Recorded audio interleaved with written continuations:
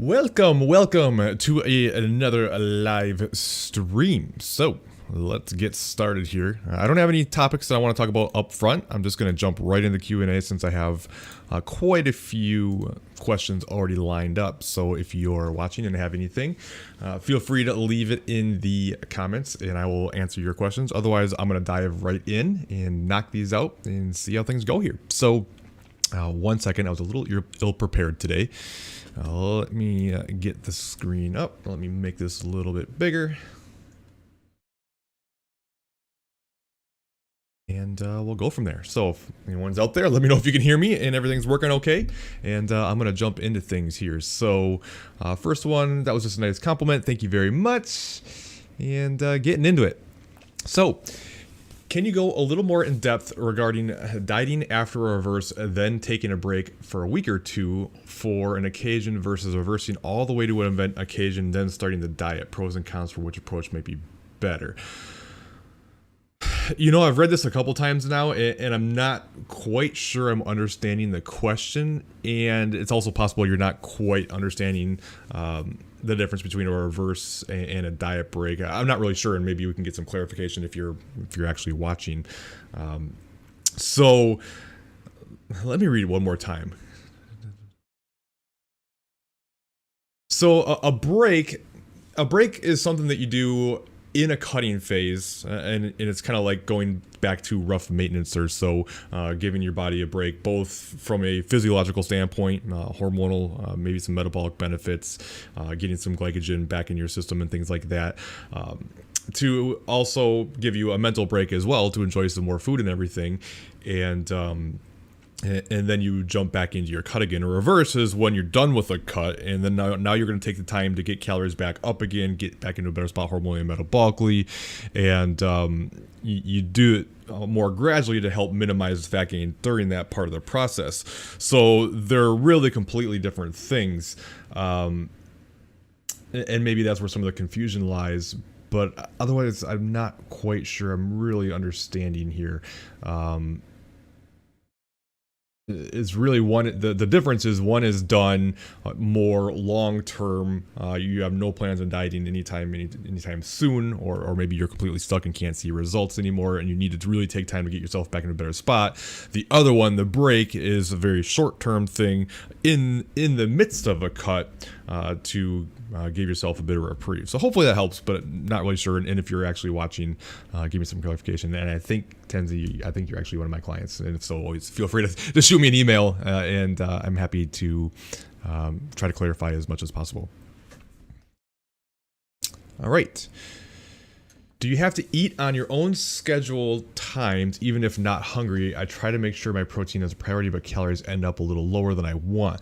Well, so first of all, no, I mean, there doesn't even need to be scheduled times. I mean, you can make some arguments in terms of muscle and spacing out your protein and eating in a certain way may be best for like optimally building. Part of it is like it depends on what your goals are, what phase you're in, what things you're trying to accomplish. But in terms of like fat loss, fat gain, if that's the concern, how you space out your meals is basically irrelevant. I mean, there's been quite a bit of research on this, and I mean, I remember there was even one study that literally compared like I think it was 4 or 5, maybe even 6 different spacings. So it was like 2 meals versus 4 meals versus 6 meals versus 8 meals versus 12 meals or something like that. Macros equated, and there was no difference in any of those eating strategies. And there's been a lot of stuff like that. So you know, things like intermittent fasting work well for a lot of people because it allows them to, with the shortened eating window, they end up consuming less calories in a dieting phase and therefore see results. But it's really about your total numbers. So maybe if you're not hungry during that time, maybe you'll be at a different time. As long as you're hitting your numbers, if you're tracking, then great. It also depends, are you in an intuitive eating phase? Are you in a building phase? Are you in a cutting phase? What are you trying to accomplish? But regardless, it's really about your total intake for the day that really matters, not what exact times you eat. So don't feel like you have to like kind of like pigeonhole yourself into certain times. Now, that being said, sometimes there's benefit of that, of having a schedule, and it can help you stay on plan, but you don't necessarily have to. So Yeah, let me know if you have any questions or clarifications on that. No comments yet either. I gotta make sure this is working right. 1 second. Is anybody out there? Let me know you can hear me. Okay, there's only seven viewers, so that might be why. But the show must go on. I'll be here for all 7 of you. I'm here for it. All right, let's see. Lately, I've been hearing people talk about deloading. Do I suggest it? Yes. If so, how often? I've been feeling like I just need a little bit of break. I live pretty heavily 4 days a week very consistently for the last year, and I've also been progressively overloading. I have my rest days every week, so I haven't ever really deloaded. Yeah. Okay, thanks, Teresa. Not even sure where to start. Do you just drop weight, etc.? All right, so yes, you definitely recommend deloading. I mean, you can only see progress as well as you can recover. And if you're just constantly going all the time and never backing off, your body's not going to be able to recover properly, and therefore you won't see results. So, especially when it comes to like building muscle, think about it this way: adaptation forces change. So what you want to do is you give the body a stimulus, and then you allow it to adapt to that stimulus, and then you recover from it, which is where the deloads come into play, and then you give it a new stimulus, like with a new training block.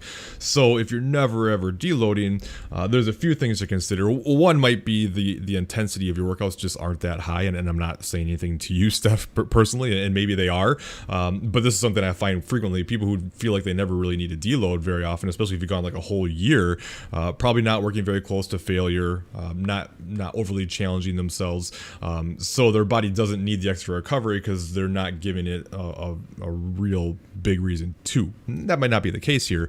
Maybe you just have some serious grit and you're able to do it. But if you're really challenging yourself hard and pushing yourself hard in the gym, you would just never be able to go that long without feeling like you need a break. Now, sometimes your body automatically deloads it, or sometimes it just happens like by chance. So for instance, you go a handful of weeks or a couple of months or whatever, and then you go on a vacation and you don't do as much, or now you start feeling run down, or you get sick or whatever and you back off, or some things happen where now you've backed off and you've gotten that recovery even if it wasn't intentional. That can be part of it. But the more and more I do this stuff, and the more I see, the more I see that many people, and this is going to be a topic for a future video of mine, when it comes to their training, they're just not training hard enough to really get results. And it's just because the mind goes before the body does. And like, well, there's plenty of research that shows that you can see good progress leaving a couple of reps in the tank, even like 1 to 3 reps in the tank short of failure. What is actual 1 to 3 reps in the tank versus what it feels like for many people are very different things. And a lot of times, like, as soon as it starts feeling challenging or feeling heavy at all, or feels even the slightest bit uncomfortable, it's like, okay, now I'm done. But that could literally be like 8 reps short of failure. You know what I mean? So challenging yourself occasionally to see what that actually feels like is a good strategy to make sure you are pushing yourself close enough to failure to know. If you never actually go to failure, you never know what it actually feels like. And oftentimes, almost always, we're capable of doing much more than we think. But anyways, to answer your question, typically I recommend deloading every handful of weeks, so maybe 4 to 6 weeks. It's different for everybody. It depends on your training programming, how well you recover, and things like that. For me, I'm usually deloading every 4th or 5th week, maybe 6. A lot of my training programs kind of default around 5 weeks of training and then a deload. But some people can't go that long. Some people can go longer. So it really just depends. And then there's many different ways to deload. So I can't just say do it exactly this way. But so some strategies are like a really easy strategy would be you do the same amount of work that you would normally do, but just do like, say, 65 to 70% of your normal loads. So if you were doing 100 pounds, if you're doing 3 sets of 12 at 100 pounds, well, you could do 3 sets of 12 at 70 pounds, right? And that would make sure you recover. But you can keep the loads higher, but more significantly reduce the sets so your volume comes down. You can reduce sets a little bit and leave a few reps in the tank and things like that. There's so many different ways to do it. So, but yeah, definitely something that I highly recommend. It could be significantly hampering your results if you're not allowing your body to recover properly. All right. Let me see. I think we got a couple questions in. Let's go here. All right. Hey, Diego. So, How slow is too slow during a cutting phase? I've been on a cut after a 9-month reverse, losing average 0.3 pounds weekly, and it feels kind of slow. Trying to get from 167 to 147. Yeah, I mean, that's pretty slow. I usually recommend around, like, on the lower end, about a half a percent of your body weight, to the higher end, 1%. Now, of course, every week's going to be different. And some weeks you're going to lose more, some weeks you're going to lose less, some weeks you might even gain. Like, it's not abnormal at all. So we want to look over a longer period of time. But for you, I'm doing a little math here. 0.5% of 167 would be 0.8 pounds, right? So you might want to try to kick it up a little bit, maybe in too small of a deficit to do a lot. It doesn't mean you can't go slower. I mean, you certainly can, but then it's really going to make things drag on quite a long time. You know what I mean? So it's not that it's necessarily too slow. Like, I don't know that really exists outside of, like, how long do you really want to be cutting for, right? So you may want to step it up a little bit. How long did you say you were doing it? It doesn't say.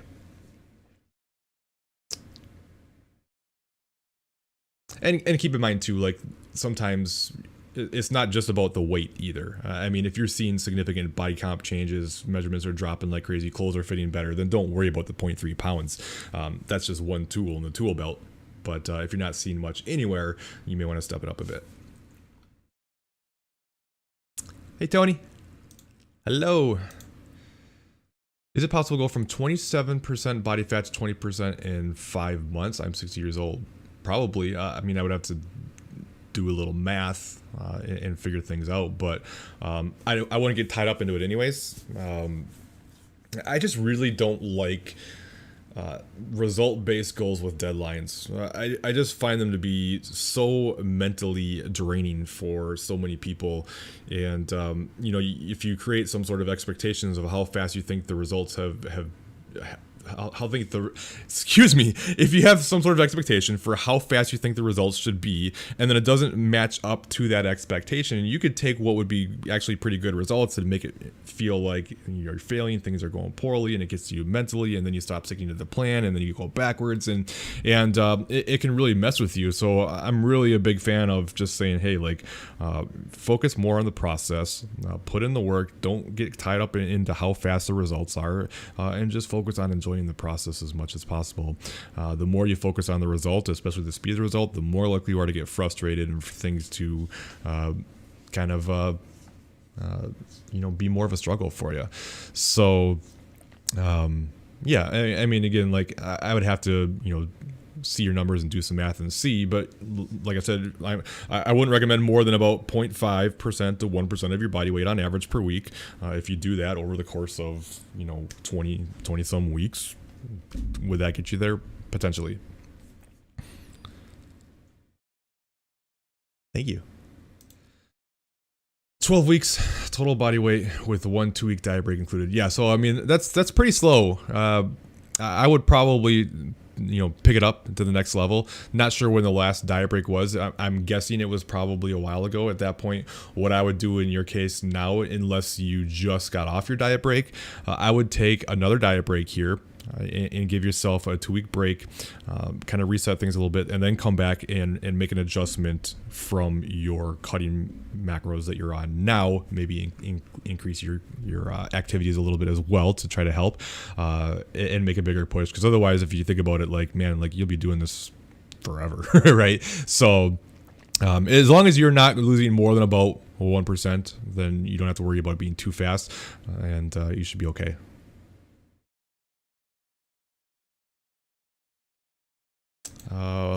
With regards to what?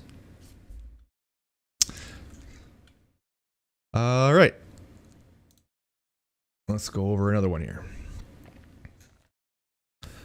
Does it matter if you eat sugary cereal late at night, but it's still in your macros because you need carbs? No. Does it affect your body weight body negatively? No. Or should we have it in the middle of the day and eat protein late at night would be better? So it doesn't matter timing of the day. It's completely irrelevant. This has been long debunked.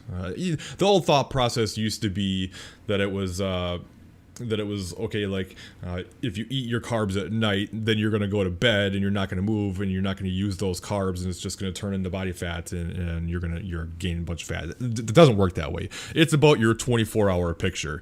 So it doesn't matter if you eat more in the morning, in the evening, if you spread it out evenly, if you eat them all like basically in a couple meals, as long as your numbers are the same, it's completely irrelevant. And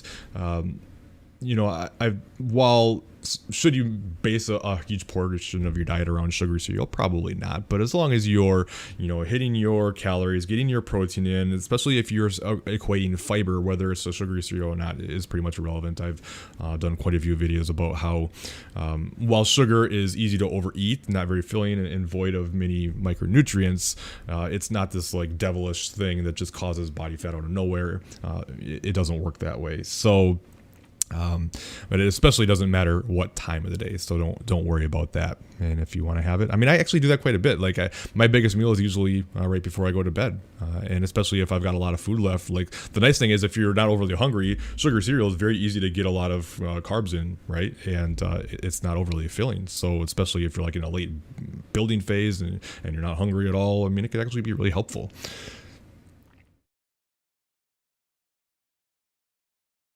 I'm going to do one more here, and then I'll go to the new questions.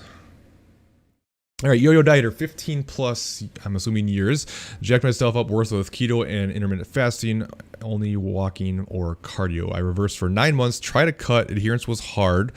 Started strength training, weight has increased 10 pounds since April, clothes getting super tight. Now my biggest fear is losing muscle I built if I try to cut in January. How to overcome the back and forth. I have videos on don't make mistakes, but what if you do them? So first of all, don't be worried about losing muscle when you start your cut. There's a few main factors that you need to consider when it comes to losing muscle. One is pace of weight loss is one of the biggest things. So if you're losing weight too fast, then you're more likely to lose muscle. So again, the 1% of your weight on average per week or less. So if you're not losing weight too fast, much less likely to lose muscle. 2, making sure you keep your protein high. 3, making sure you keep up with your training stimulus. So, continuing to train hard and everything through it. And that's going to be enough to keep you from losing. Now, will you lose some muscle? Probably. That's a video idea I've had for a while now about like how much do you actually lose, and looking deeper into the research. But you're going to lose some muscle when you diet. It's going to be insignificant. You're not going to notice it. Like if anything, you're going to look more muscular as you diet, even if you do technically lose a little bit of muscle, because you're going to strip away the body fat that's going to show the muscle. So we're not trying to just not lose any at all. We're trying to minimize it as much as possible. Now, it also depends on training experience and stuff like that too. Like if you're not very experienced, you can actually gain muscle in a dieting phase, but don't stop yourself because you're worried about losing muscle. And one of the best pieces of advice I have for you, which kind of goes into the last part of your question, is sure, learn from previous mistakes, but also a big part to me is mentally like focusing on whatever phase you're in and the positives of that. So many people fall into the grass is always greener mentality and always focus on the opposite of whatever they're trying to accomplish. And it basically keeps you in a spot where you're basically never happy because you're always like focusing on the opposite of what you're trying to do. So it's like, if you're in a cutting phase, now focus on doing what you got to do to get through that cutting phase. Get in and get out. Don't let it delay too much. Focus on seeing fat loss progress and enjoying that, and being happy with the body composition changes that you have and things like that. And not focusing on, I wish I had more food and I wish I had more energy and all this type of stuff. That's what you want to focus on in your reverse building phase. But what happens is, you go into your building phase and now it's, I wish I could lose weight. I want to be leaner. And then you don't even enjoy the benefits of the other phase. So really focus on whatever you're trying to do, accept what that means, and understand that no matter what, it's a temporary thing. Do what you got to do to get where you want to be, and then go from there. So when you start your cut, understand you got to do what you got to do. If you do this stuff right, you're going to spend way more time not dieting than you do dieting. So don't allow yourself to always kind of succumb to like FOMO and feeling like you have to experience everything all the time. Now, it's got to be sustainable. I'm not saying you can't like go out and enjoy yourself and everything, but there's a difference between that and just always feeling like, it's too, what's the word I'm looking for? It's escaping me. But I'm guessing that's probably what had a lot to do with the struggle with adherence, is just, feeling like, well, I like it more when I'm getting more food, right? Well, of course you do, but if you want the fat loss, it's got to come with it.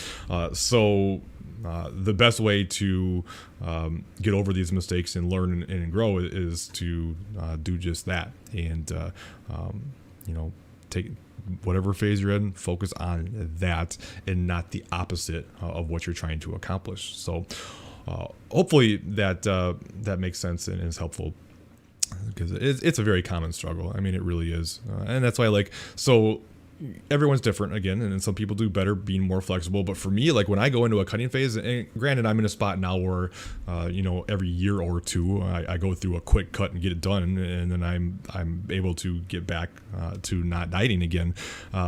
But when I do go into a cutting phase, I'm all about it, right? Like, I don't have any kind of FOMO. I'm just like, I do what I got to do. I want to get in, hit this thing, get it done, and get out, so I don't have to spend any more time than necessary on these low calories. And the more times you overeat and struggle to stick with things and keep going back and forth, the longer it's going to take. The more your body's still going to adapt to those lower calories. So now you have to get that much more aggressive. You have to drop your calories that much more. You have to do that much more cardio.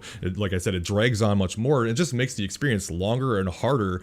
Why make it? It's already gonna be a challenging thing. Why make it harder than it needs to be? So I'm like, listen, I'm gonna do it. I'm gonna hit it. I'm gonna get it done, and I'm gonna get out, right? And then so it's much easier to go, okay, I'm gonna stick with things for 12 weeks, and now I know for the next year or 2 years, I don't have to deal with this anymore. And that's kind of like how I maintain my weight, so to speak. You gradually increase over a little bit of time. Quick cutbacks, get done. You know what I mean? But everyone's situation is different. Anyways, I will move on. All right, let's see what else we got. Yeah, you bet. Right now, I'm only training 3 days per week. So the video hasn't come out. I have a video that is recorded and edited and is coming out on Monday about how to get your motivation back if you're losing it. And one of the things I talked about was how I have been backing off because I've just been so mentally struggling with my fitness goals and not very excited about my training and just kind of struggling. But you got to keep yourself in the game, right? And I'm not going to go into too much detail about this because I'd rather you watch the video on Monday. But so normally I train 4 days per week. That's my normal schedule. Lately, for the last couple of months, 2 or 3 months actually, I've been doing 3 days per week to keep myself in the game and allow for some extra time and flexibility. I will be back to 4 at some point. It doesn't hurt because I've been dealing with this left elbow tendonitis for a while and I'm trying to get that healed up. So in some ways it's actually kind of beneficial, but normally I train 4 days per week. I did 5 for years and years and years. And now I'm in a different phase of my life. I'm cool with 4. I think that's good. You can still get a lot done in 3, but it always depends. But right now I'm doing 3. Eventually I'll get back to 4.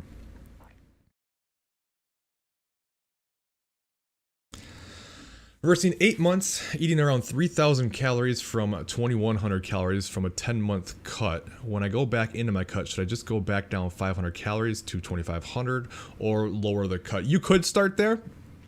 Typically, I recommend more of a percentage decrease versus the straight up 500. I mean, the argument's okay, if you drop 500, then you lose around a pound per week, which of course, it doesn't always work out exactly that way, but that's the theory. I mean, a pound of fat is 3,500 calories. 7 times 500 is 3,500 pound a week. If only it was that simple, right? But usually I recommend more of a 20% drop from your maintenance calories, anywhere between 15 to 25, depending on your history, how well you typically respond when you do reduce your calories, how much you have to lose, things like that. But let's just say, for instance, it was a 20% decrease. That would be 2,400 calories, so somewhere around there. But yeah, that wouldn't be a bad starting place at all, depending on what you're trying to accomplish and where you're at. Well, what types of protein do I eat? A lot of meat. A lot of I eat chicken breast basically every lunch. The repeatable meal makes it simple for me, so I've been doing that for a long time. Usually dinner is some hunk of meat too, whether that's pork or a leaner beef or turkey or fish or seafood, things like that, and then more like Greek yogurt, a lot of dairy products. I like Greek yogurt, cottage cheese, whey protein. I'm definitely not afraid of whey protein. Things like that are my more common sources. Awesome. Glad it was helpful.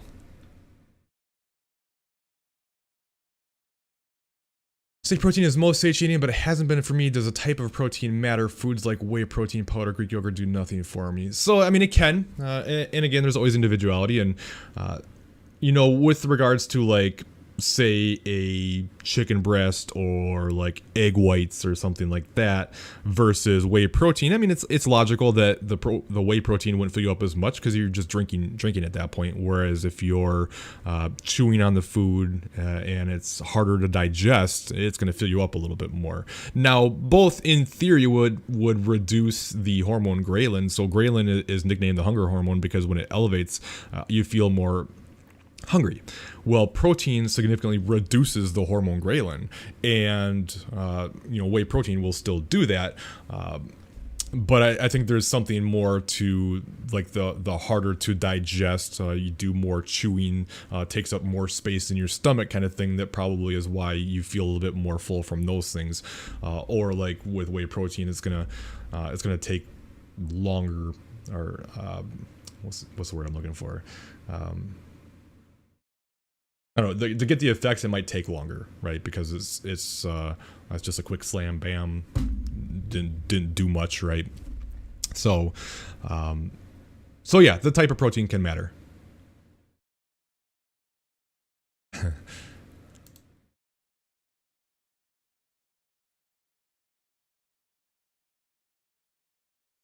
Seriously.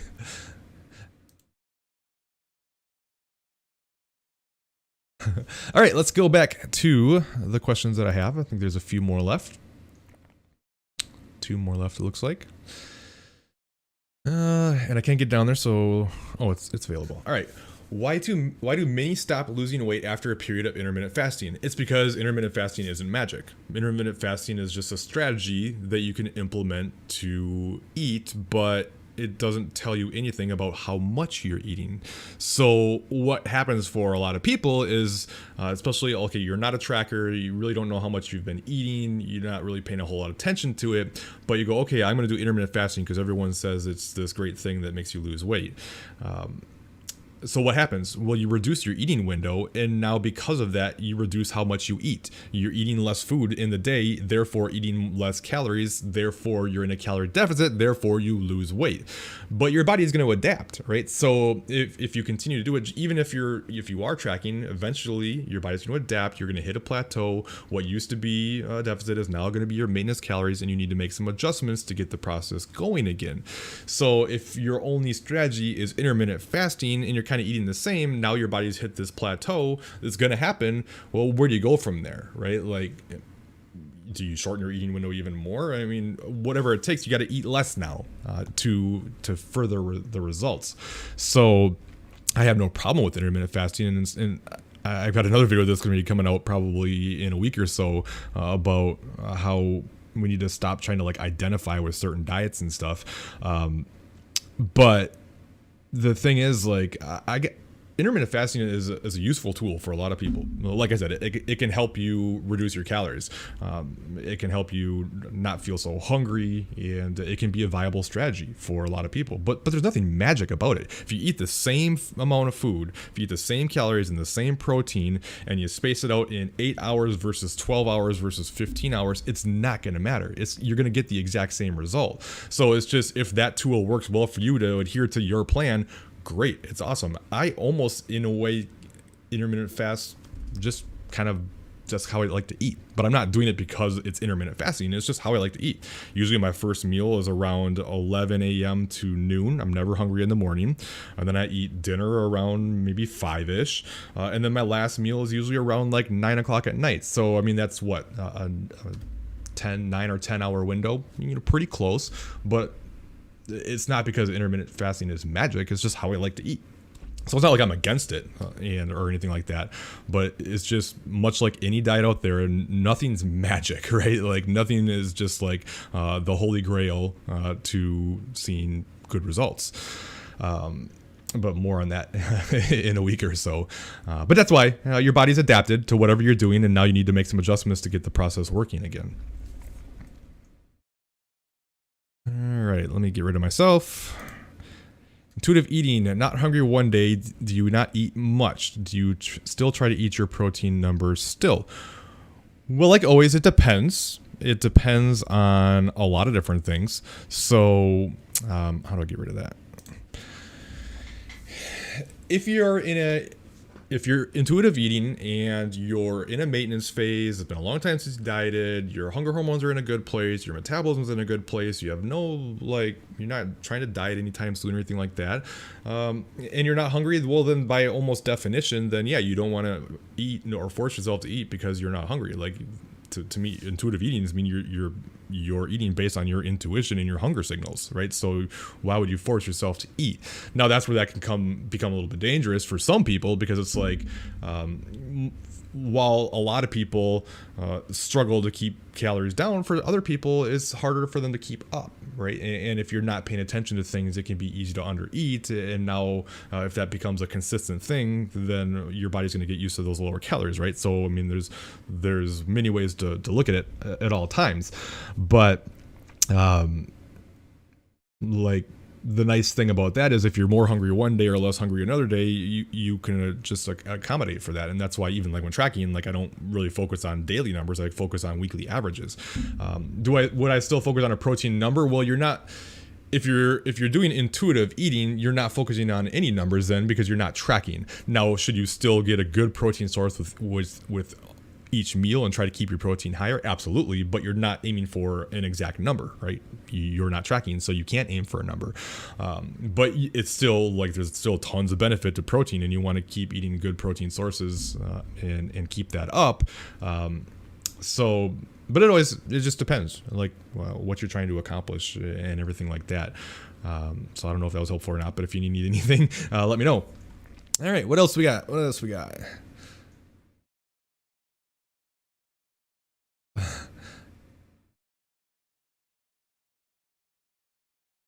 So one thing with protein, you just said you don't get very full on whey protein, but what I was going to say is a lot of people are kind of afraid of whey protein, and they feel like they shouldn't have it because it's not like real food and things like that, which I don't agree with at all. Have as much whey protein as you want. If you want to do 2 or 3 scoops a day and it helps you keep your protein number up, great. There's nothing wrong with that. But if you're overly hungry and whey protein's not doing the trick, well then, opting for sources that are a bit more filling, probably a better idea. And one thing to consider with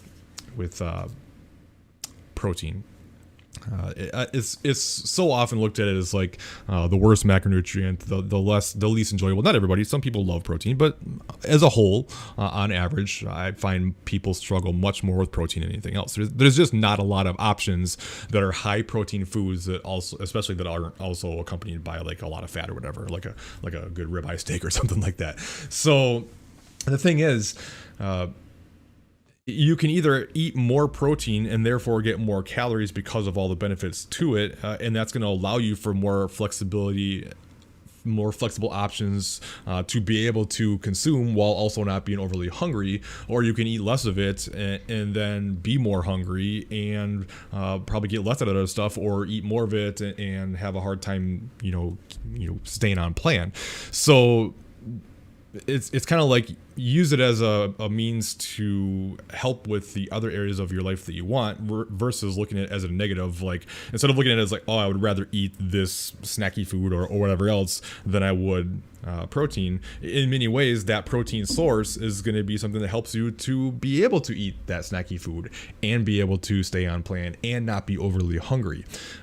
Protein really is damn near free calories. Like, I've done many videos on this in the past about how, like in the most extreme example was the one where they took, I think it was 1 gram per pound of protein versus 2 grams per pound of protein. And while the 2 grams per pound of protein group didn't see any more muscle gain than the 1 gram per pound, they also didn't gain any more body fat, and they averaged 800 calories more per day than the 1 gram per pound. So it like I said, it's damn near free calories.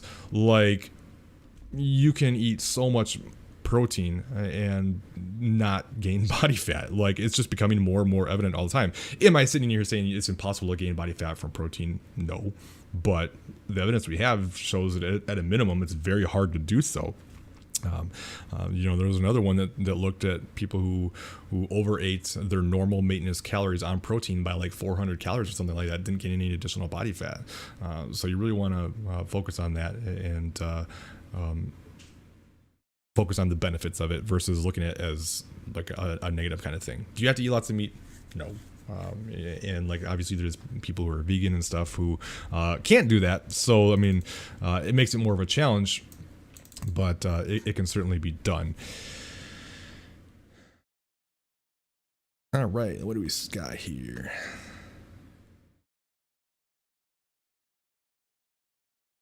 I'm just reading your back and forth conversation. It's making me laugh. I love it. Is turkey bacon and sausage hurtful for cut? No. As long as you're hitting your numbers. Nothing. There's no food in the world that's hurtful for a cut, as long as you're hitting your numbers. Now, some foods are much less filling and easier to overeat, but in terms of like, okay, like now all of a sudden it's just gonna like store as body fat. It doesn't work that way.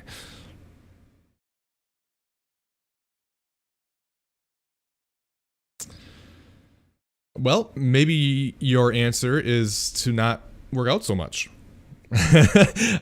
Especially if you're not in any kind of cutting phase right now, which I don't think you are. Maybe you are. Based on previous conversations, I know you weren't. Now, if you have a job that requires you to be super active and you get 10 to 16,000 steps per day because of that, obviously there's nothing you can do about that. But if you're doing all those steps because maybe, and I'm not accusing anything, it's just this happens sometimes.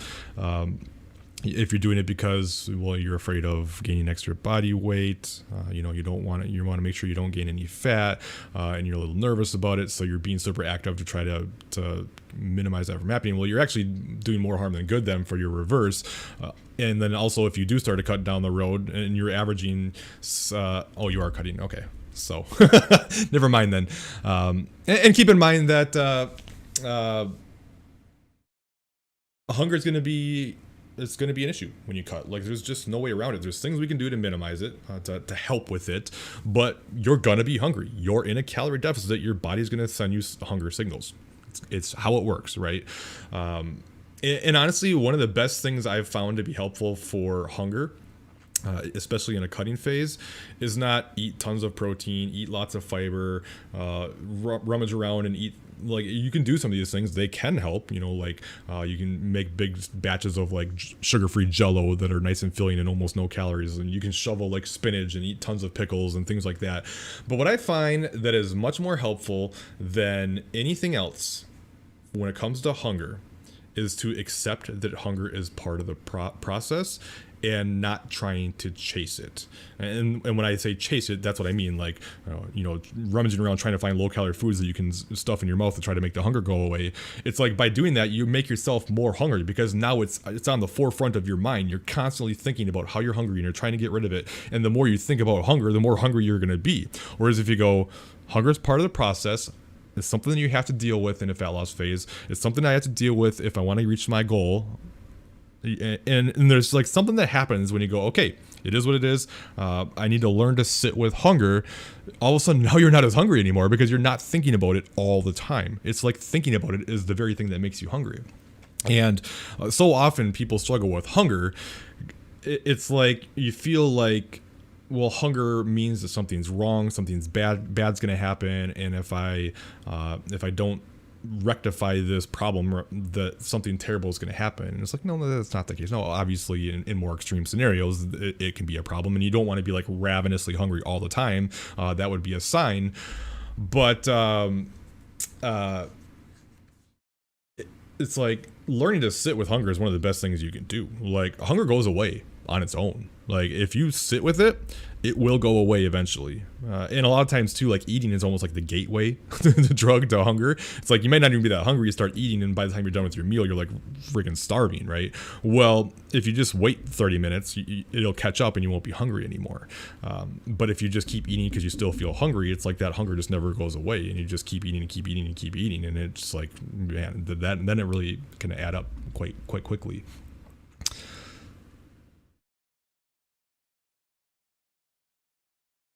Let me see what else we got here.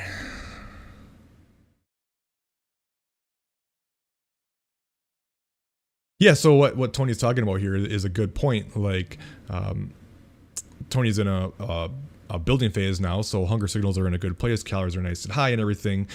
So in situations like that, eating more like processed foods and stuff can be helpful, because sometimes when people are reversing and they're in a better spot hormonally and everything now, they actually have a hard time getting all their calories in because they're so full. But they're so full because they're increasing their calories through like nothing but hard to digest, like really filling foods.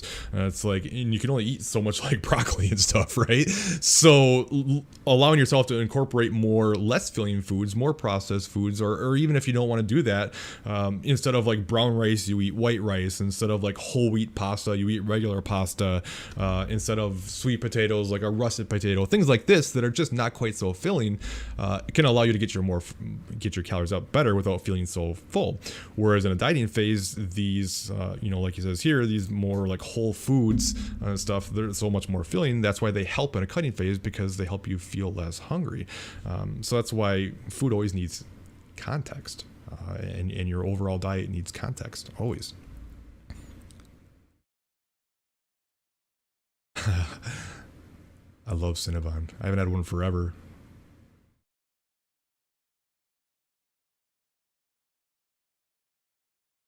There's nothing wrong with that, unless you can't get all your calories in because of it. Like, you're not going to get any more benefit from all that. Like I just talked about from that study, you're not going to get any more benefit in terms of like anabolism from it. But at the same time, like, if you like it and it helps you sustain your diet, great. There's nothing wrong with it. The only issue could be in a cutting phase. While it helps you feel full, if you're not getting very many carbs in and stuff because of it, then you might suffer energy levels wise, because protein doesn't really do much of anything for you for that. But it's not like a bad thing or anything.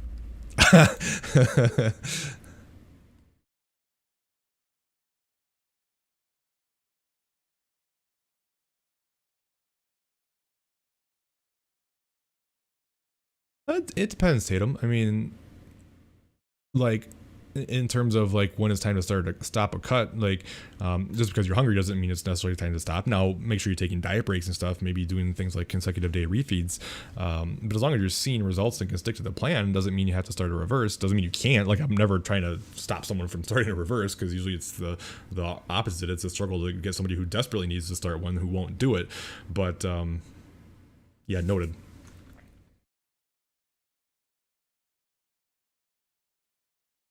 Sure. Yeah. Beans are, they've got a little bit of protein, and they're high in fiber, and help you feel full.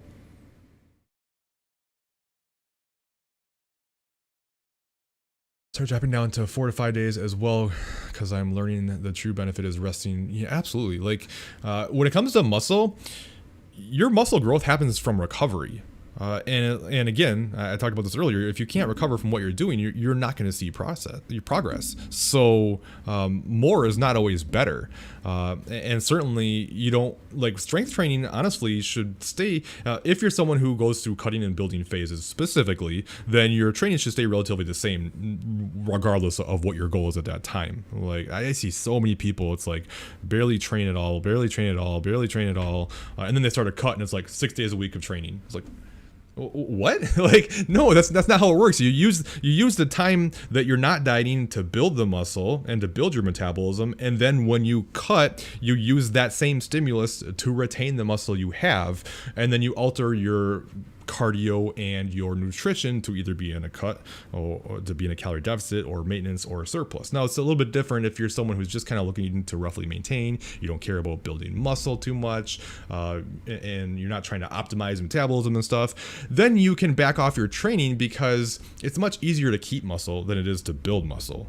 Like there was a study where they had, it was like 6 months of like 1/9 of the normal training volume. And they still maintain almost all their muscle. It's very easy to keep muscle as long as you keep showing up and doing just about anything, which is all the more reason to not fall into this all or nothing mindset that is such a killer. And that's why if you're struggling and you could back off, like at least you're doing something and you're keeping what you have. And if when you would normally do nothing, you at least do something and you keep yourself even somewhat the same. In the long run, this is how you see progress, because when you get back to it, now you're starting from about the same spot versus starting from way behind where you used to be and starting completely over again, right? So but if you're training 5, 6, some people even do 7 days a week, and you're running to the ground and you can't recover, you're doing more harm than good. There's a minimum volume threshold that you need to hit to be able to see results, but there's also a maximum recoverable volume, and if you're exceeding that, then you're just doing extra work for not only no good but probably harm. So more is not always better. Like that needs to sink in for some people.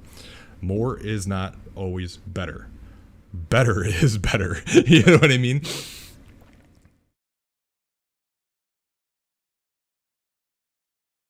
Yeah, I get that.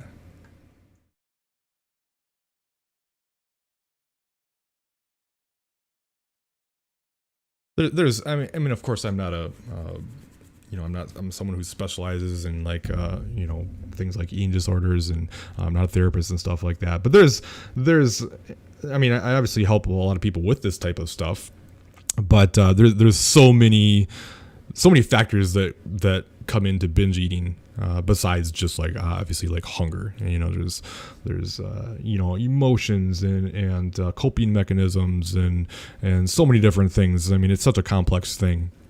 So, anyways.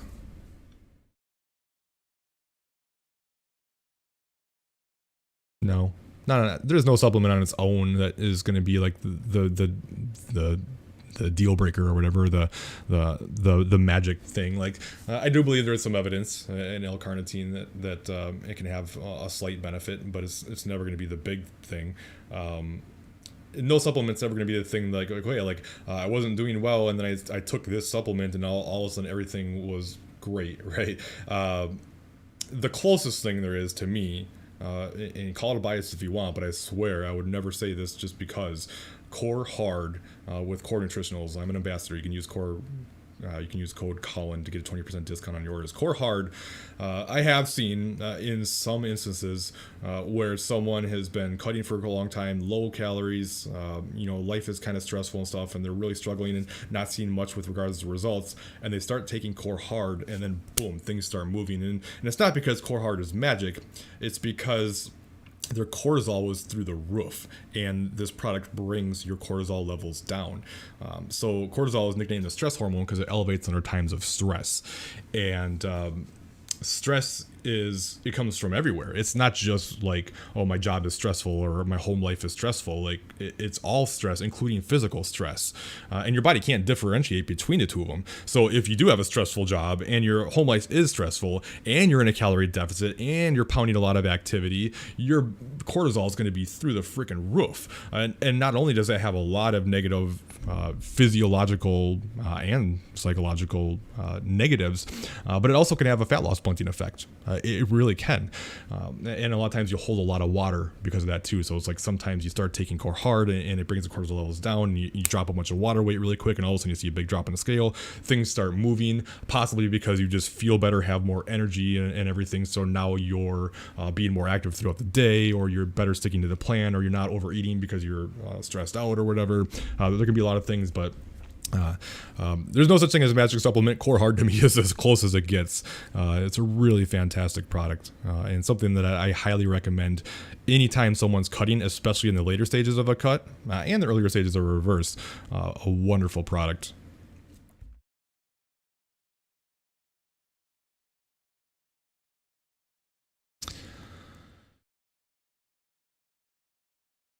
It's catching up over here.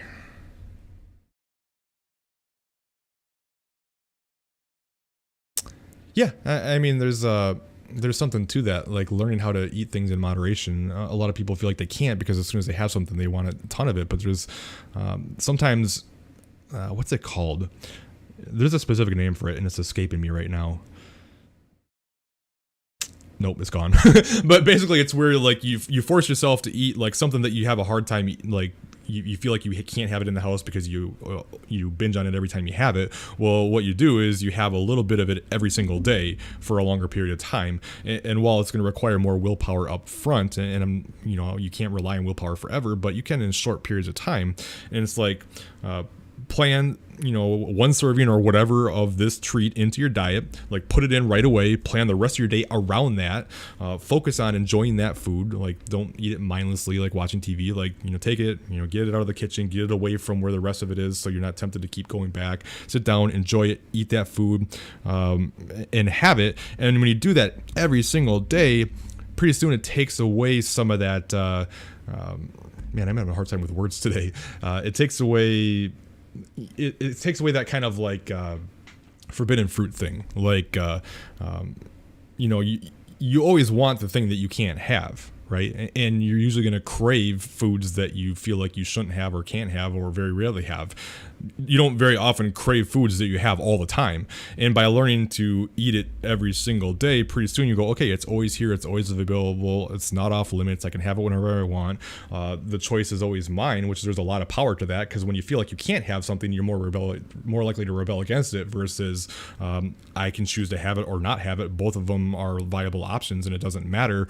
That's a much different things. And once you get used to having it all the time, it can take away that that feeling of needing to binge on it every time you have it. Now again, it's not cut and dry. It works great for everybody, but it's a strategy that can work for a lot of people who struggle with that type of mentality. And you're much better having a little bit of something frequently and staying within your numbers than you are hardly ever happening in it and then completely blowing it out and constantly doing that, right? And it's almost ironic because the bros and clean eaters will say, like, you should never have candy or whatever it may be, right? You should never have sugar, and it's like they think that there's something wrong with including a little bit of it every single day in your diet, but for some reason it's not a problem to have massive cheat meals of endless amounts of it on the weekend, and somehow that's okay. Or like the cheat meal on the weekend is probably more of that food than you would eat as a week as a whole if you had a little bit every single day. You know what I mean? So where's the logic behind that? It doesn't make any sense. Awesome. Nope. So creatine is a stored energy, so it doesn't matter when you have it. So really, the time I recommend to have it is whenever you'll remember to take it. So whether that's like in a smoothie or a protein shake or pre-workout or whatever it may be, as long as you're taking it daily, then you're good. It's not one of those things where like even though it's in a lot of pre-workouts, and I think it's just because, well, if you weren't on creatine and you start taking this pre-workout and you start filling up with creatine, now you start performing better. You go, look, this pre-workout's awesome. Well, but yeah, you don't take the creatine and then immediately get an energy burst from it. It's from stored creatine phosphate in your muscles.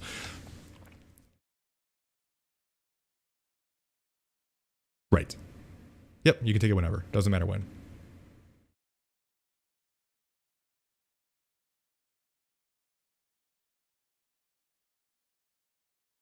Awesome.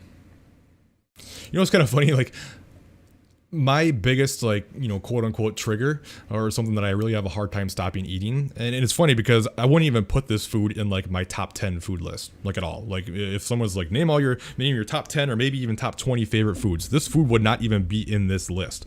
But for some reason, when I have regular potato chips with French onion dip, I want to plow that whole dang bag and the whole container of the French onion dip. I don't know what it is. I love it when I eat it, but it's not something that I crave or anything. But that's my hardest one for some strange reason.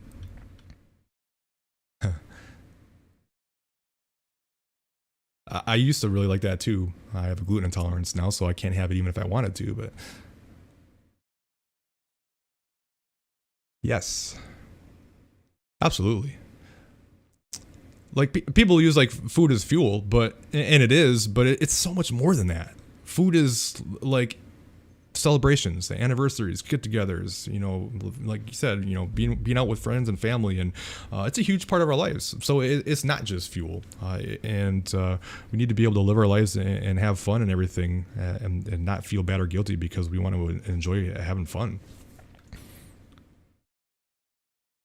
Well, I mean, it depends on what part of your struggles are. I know for me personally, I used to really struggle with falling asleep. So it depends, like, okay, you're having a hard time falling asleep, or are you, waking up in the middle of the night or getting up early or whatever. But for me, for falling asleep, what really helped me was I used to like be doing stuff all the way up until the time I would go to bed. So it'd be like on my computer or working, or trying to get stuff done, and then try to jump in bed and fall asleep, and I'd just be lay there for like an hour or two and just be like doodly doodly doo.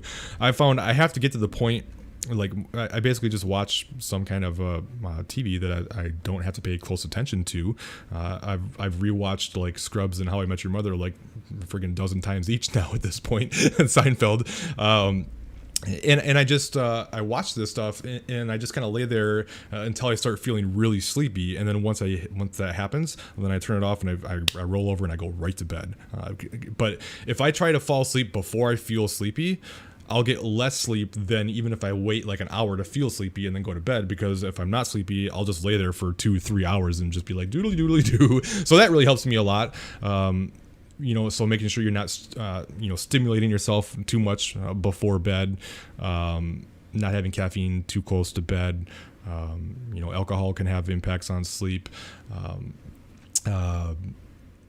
Otherwise, it depends. And actually, the core heart I was just talking about, a lot of people, myself included, have noticed sleeping better when taking that product too, probably from the ashwagandha in it, which has some evidence that it can help with sleep. So that can potentially help as well.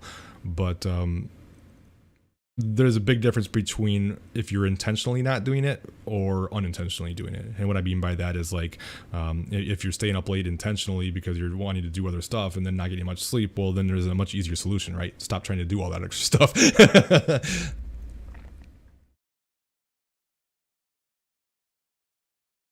Oh, thank you. Always here if you need me. Yes. I have no desire to work with competitors. No, I'll work with a competitor who wants help with like reversing out of a show and things like that. But in terms of like long-term competitors prepping for shows, I have no desire for any of that stuff.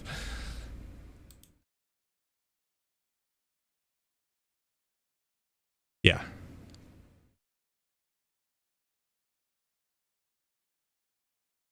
Hey, nobody's good at this stuff when they first do it, right? Like the fact that you lost 40 pounds is fantastic. I don't care what you did. And like, a lot of people unfortunately get so caught up in trying to do things optimal that they never do anything, right? And you can't replace hard work and grit. I would rather have you have almost no education whatsoever and be someone who works your ass off and has a ton of grit and gets through the challenges and keeps putting forth work and doesn't give up, than someone who takes the time to learn every little tiny idiosyncrasy and tries to optimize every little thing but never actually sticks to it, right? Like there's no replacement for hard work. And you can have all the knowledge in the world, but if you're not going to follow it and you don't have any grit and you can't follow through, then it doesn't do you any good. So it's like, yes, continue to learn and grow and get better, but don't underestimate the value of hard freaking work. You can do a lot of things wrong and get amazing, amazing results if you work hard and you don't give up. It's not about being perfect. And I think sometimes, people never even start because they're so worried about knowing exactly what to do. And it's like, man, you just got to get into it and make the mistakes. Like, everything that I thought was true when I started doing this stuff, 2008, gosh, 14 years ago. That's crazy. Everything that I learned, 12 to 14 years ago is now I've learned is all bullshit. Sorry, like it's true. Like so much of what we hear in mainstream is just such horrible, terrible advice. But I got great results.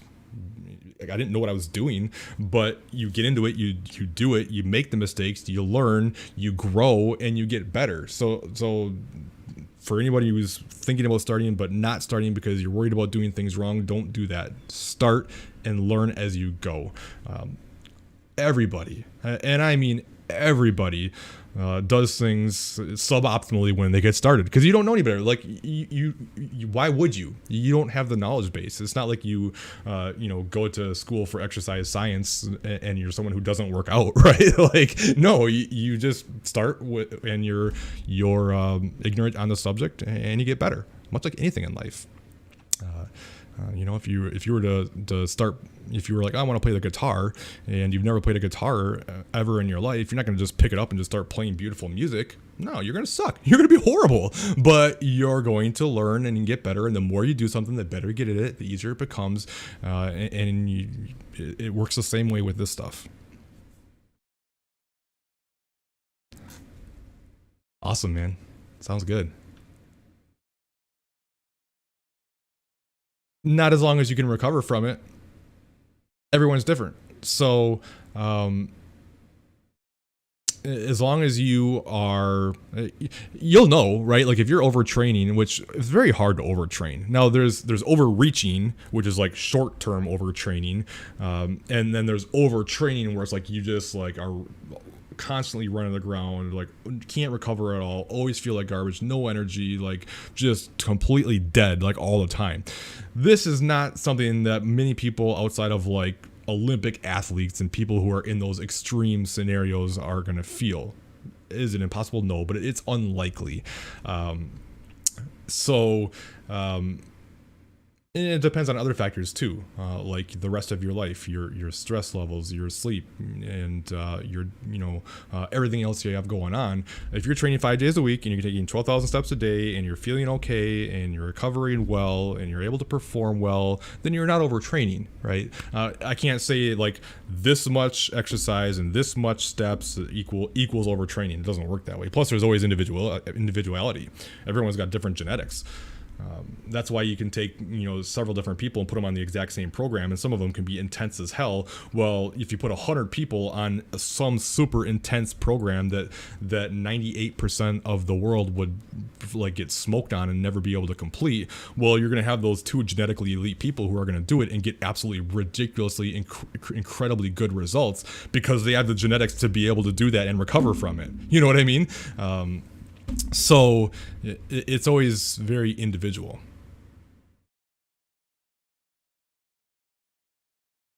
All right, is that it? Did I get over all the other ones?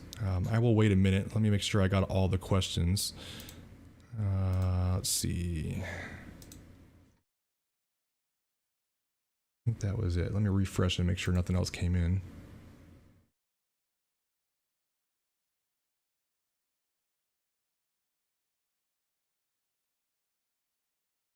I think that's mostly it. So if you are interested in online coaching, you can head to my website, ColinDeWaayTraining.com, head to the coaching section and fill out an application.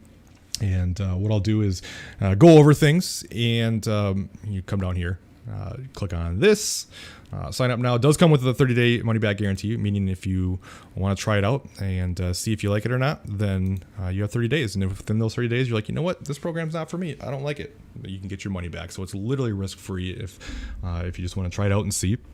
And like I said, fill out this application. I'll shoot a video going over your application and email you back. I think I have the problem fixed now, but if you don't see the email within 24 hours, then make sure you check your spam folder because it could end up in there. And also, if you aren't following me on Facebook, Colin DeWaay Training is my page name there. What just happened? I've been posting on there much more frequently lately. So while I'm still posting on Instagram, I'm doing a lot more on Facebook now, mostly because the thing I struggle with Instagram is, trying to take photos to match the caption and stuff like that. And I just want to say what I have to say. You watch my videos, you know that I have a lot to say, and I like to give as much detail as possible. There's a limit of characters on Instagram, which there isn't on Facebook. On Facebook, I don't have to put a picture up with it. I can just say what I have to say. So posting there much more frequently. If you're on Facebook, make sure you shoot me a follow at Colin DeWaay Training. And let's see. Was there anything else? Very welcome. Very, very welcome. Thank you. Really appreciate it. All right, I think that's it. So have a wonderful weekend. Let me know if you need anything. If you have any questions other than what I covered here, feel free to comment on this video. If you're watching on the replay and you have questions, leave a comment. I reply to all comments on my channel. I don't miss a single one, other than like spammy stuff. So anyways, thank you for watching. Thank you for everything you do. I really appreciate all the support and all the love you give me. And I hope you have a wonderful weekend. Take care.